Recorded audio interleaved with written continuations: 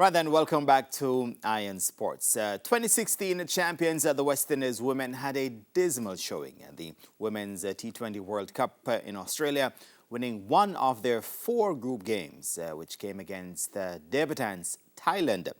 The regional team were crushed by 8 wickets by Pakistan. They were bundled out for 97 in chase of 143 in the game against the table toppers South Africa. That game was rained out. Joining us now on set to take a look back at the Windies Women's performance in Australia, we have with us Dorothy Hobson, chairperson of the local Women's Cricket Committee with the JCA, and head coach of the Jamaica Women's Cricket Team, Cleon Smith. Lady and gentlemen, welcome back to Iron Sports. Thank you. Thank you. Dorothy, let me begin with you.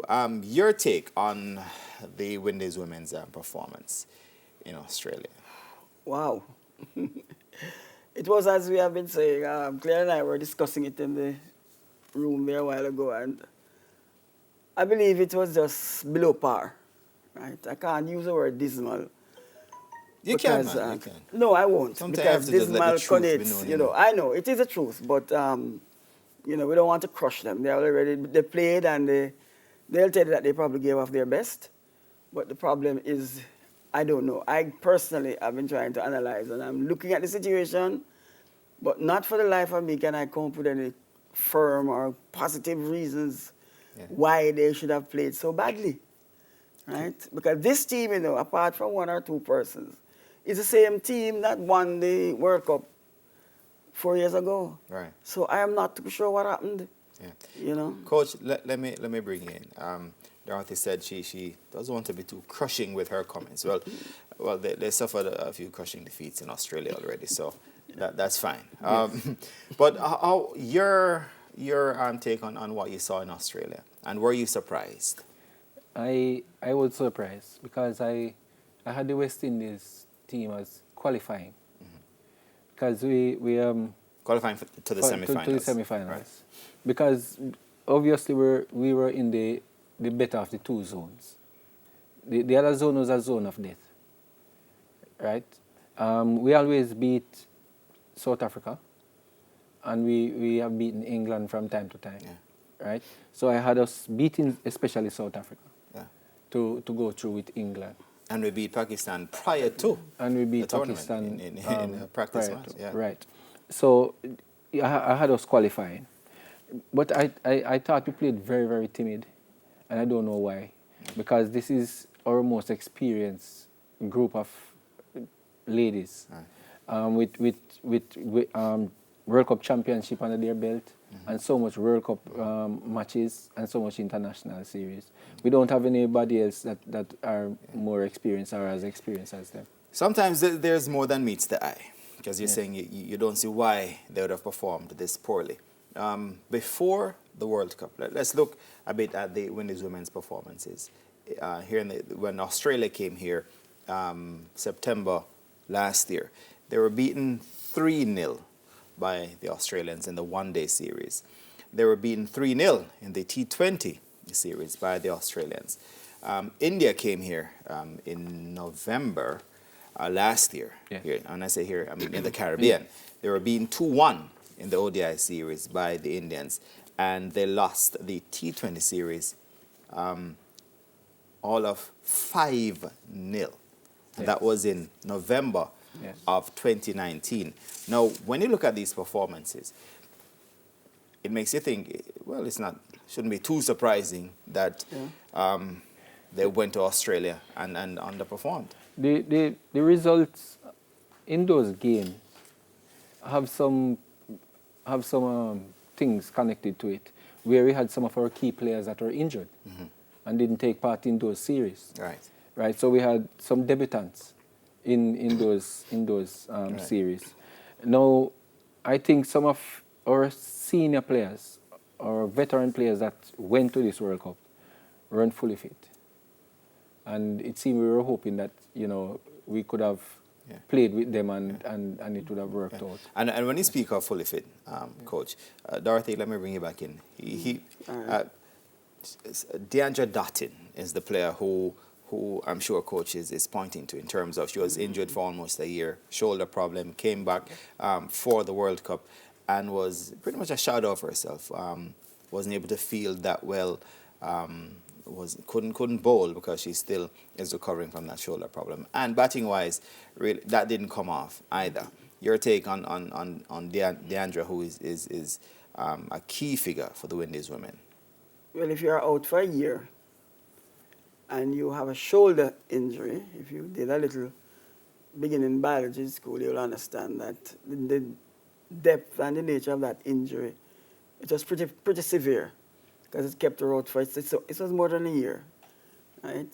And then she came back. Obviously, not yet fully fit, but I believe the West Indies selectors think they needed her.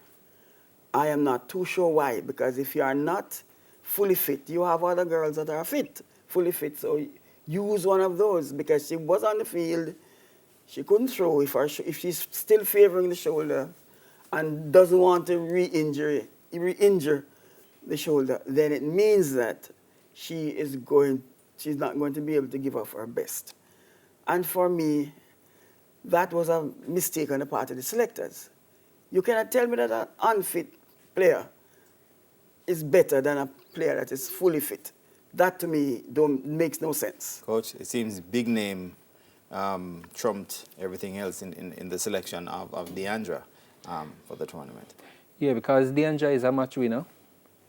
But you become ordinary when you cannot perform, when you cannot execute your duties. You become as ordinary as a debutant. Right. When you cannot execute, and you can't be given specific roles. When you have to hope that it work out, then that is very ordinary. Speaking of performances, Captain Stefani Taylor, the most consistent performer for the West Indies women's team in all formats. She lived up to expectations, was the top performer with the bat, along with Shemaine Campbell. As a matter of fact, it seemed as if only those two batters really turned up. Your take on how these two performed? And was it too much? It was too much for them. It was too much for them because every time they have to come to the crease too early. The top order batters would not bat much overs. So they're always under pressure, expected to bat out 20 overs. And people tend to believe that T20 is short. It's not short. If you think it is short, you lose 5 wickets with 4 overs or 5 overs, and you see how much balls left in T20, and then the pressure start to build. Right. So the skipper come under some real pressure. And it's not only physical pressure, but mental pressure also, because she's a captain, right? She even in the field, we misfield some balls and we drop some catches. It's frustrating. Have you been able to speak with her any at all? Yes. I noticed she wasn't smiling much in the tournament. Even when she took wickets, she wasn't celebrating like that you would see them do back in 2016. She just seemed just heavy laden in terms of... That tell you how much pressure she's under. She's not enjoying our duties, are not enjoying our role. And it's something that she should be enjoying. You know, it should be a pleasure and a honor. But because of the pressure, you know, so much is placed on her. And defeat brings its own agony, you know. Yeah. When you're not winning, what do? You are the captain. You can't play for everybody. You are playing your part because you're getting some runs, you're taking some wickets. You're doing fairly well in marshalling your troops on the field, but you are not winning. And winning is a very debilitating thing when you're a captain. And it brings its own agony. And only if you have ever been in a situation like that where you are the captain of a team or anything, and the team is not winning, and they are losing consistently. You just read out the statistics for the warm-up games that they had last year, and they didn't win many. So the writing was on the wall, really. Another player I want to quickly look at, Hayley Matthews. I mean, in 2016 when we won, she was still a schoolgirl then. She was one of the top performers for this West Indies women's team. Out in the finals. Yeah, and the core of this team would have been there in 2016 as well. So someone like Hayley Matthews not performing and for months now, how much pressure has this brought or added? She was a major disappointment to me. I know from a coach standpoint that form is temporary, but class is permanent. And when you're out of form, then you have to play your way back into form. What do? You have to bat some balls. She's not batting enough balls. She start to play these big shots from ball one, which is not the way to go, because you have to back your ability to get those balls later. So if you even play for a single or a dot ball now, later on when you go on, they can't bowl that same ball to you that you play for a dot ball or a single. Right, so she did not give herself enough time to work in. So that's looking at the players, the management now of the team. Now, the management carries a huge responsibility as well, because sometimes you have to help the players out there. Dorothy, your take on the management of this Windies women's team, who in 2018 they made it to the semi-finals as well. So yes, but I don't know if coaching or management or masseuse or whoever else, you do your job off the field. It's now up to the players. When they get on the field, the management team become almost hopeless. They can give little advice, but what can you really do? You can say, well, okay, let us fire the coach. But what is that going to do? I've seen teams that they move the coach and they change the coach. I don't know that we have a coaching or a management problem. We need to get into the heads of these players because they have performed before. So why can't they do it now? You're not going to replicate everything all the time.